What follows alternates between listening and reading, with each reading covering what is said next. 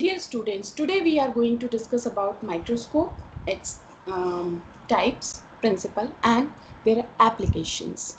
Actually, microscope is an instrument used for viewing small objects or microbes which cannot be seen through naked eyes, while microscopy is the study of these small objects or microbes with the help of a microscope. So, there are few, as you all are aware about the microscopy, as we can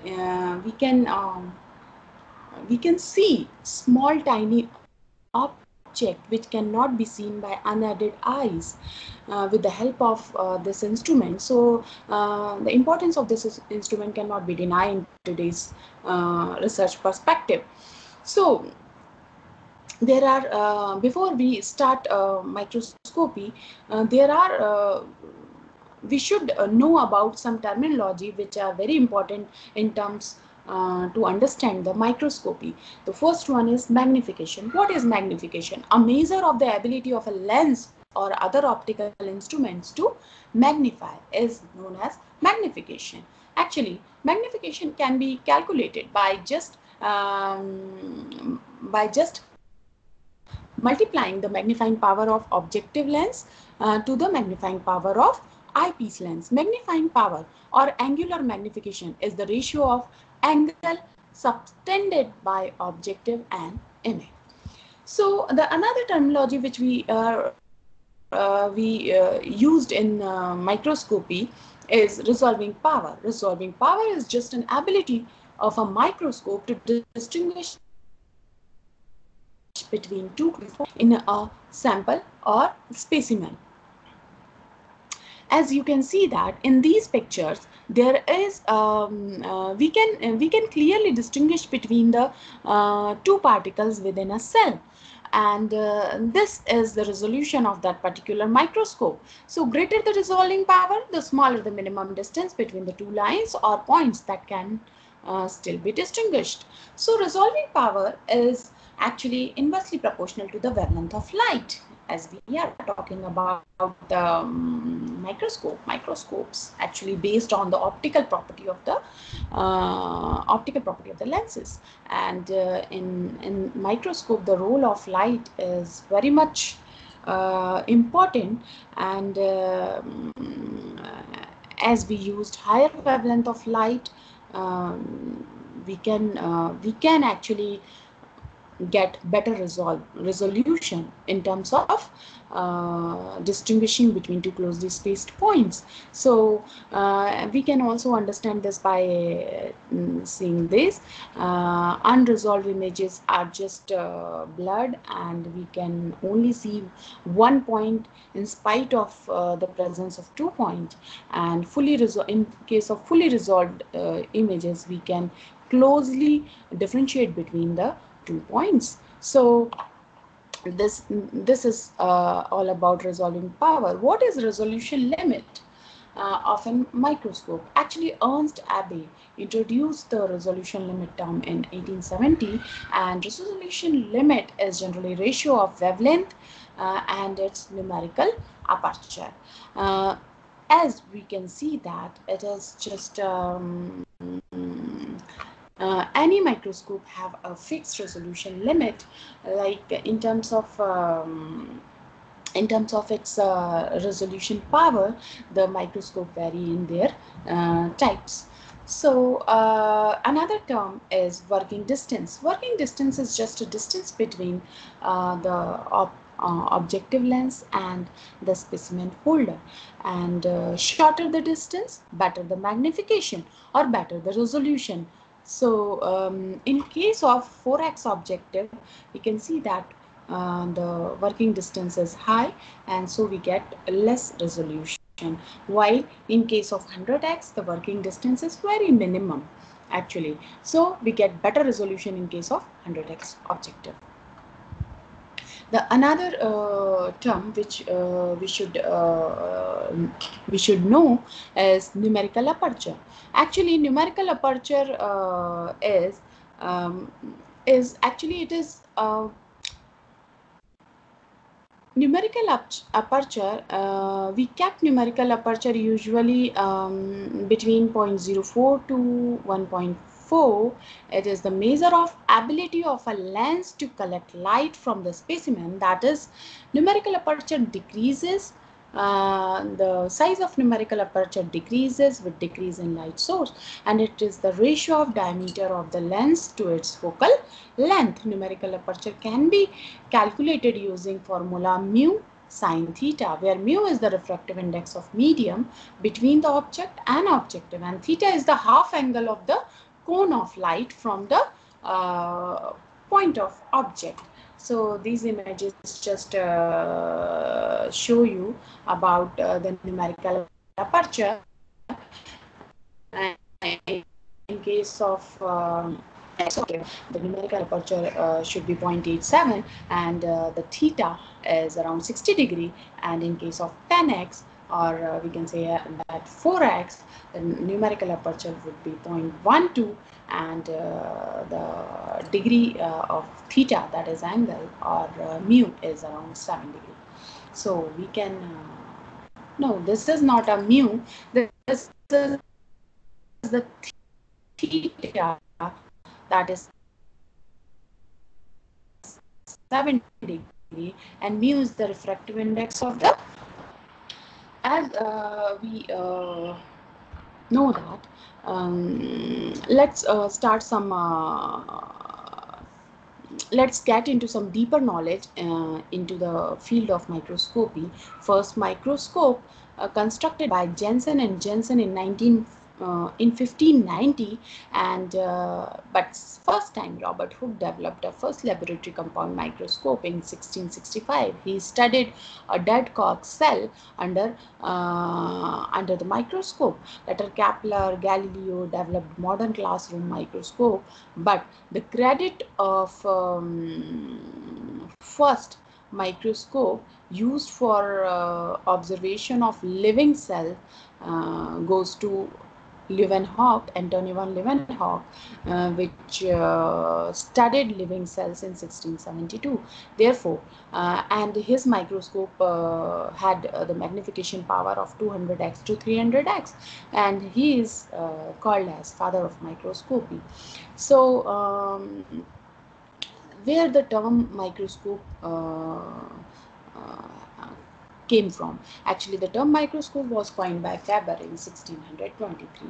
These are few primitive types of microscope, like Leeuwenhoek microscope as look like this, and British microscope which called Sarka in 1865 look like this. Zeiss prime star microscope, actually it is much more advanced than the primitive microscopes, as actually have certain advanced parts, and it is look like this. And in terms of history, the first microscope introduced in 1625, then various revolutionary due to various revolutionary phases. Nowadays, like in 2008, chemistry Nobel Prize goes to super microscope, and nowadays we are using octa type of microscopes. There are various types of microscopes, like a monocular, in which we can see through a single eyepiece, and binocular, in which we can see in the trinocular. We can see by both eyes, or we can see the objective direct from the top of the microscope. So these are some variants of microscopes available, but we will start with basic, that is the light microscope. It is the simplest form of microscope, consists of a single glass lens. Most of the light microscopes are bright field microscopes. It uses, they uses electromagnetic radiation, that is light, to achieve the magnification. As I earlier explained to you that how important is light in terms of magnification. As we if we use higher wavelength, we get better resolution. There is a wavelength spectrum of visible light which started from 400 to 700 nanometer. If we use of 700 nanometer light, we get better resolution as compared to the 400 nanometer light. And compound microscope actually includes all the microscopes, as they are made up of more than one glass lens in combination. So these are the various parts of the light microscope. It contains an illuminator, light source focused on illuminator is a part which focuses the light on the specimen by condenser lens. There is an object, there is a nozzle piece which contains notches to hold the objective lenses. There are 2 to 3 types of objective lens generally present in microscope, like 4x, 10x. They can be different magnification, like 4x, 10x, 20x, 40x, 60x, 100x. Lens can either be dry or they can be oil immersion types.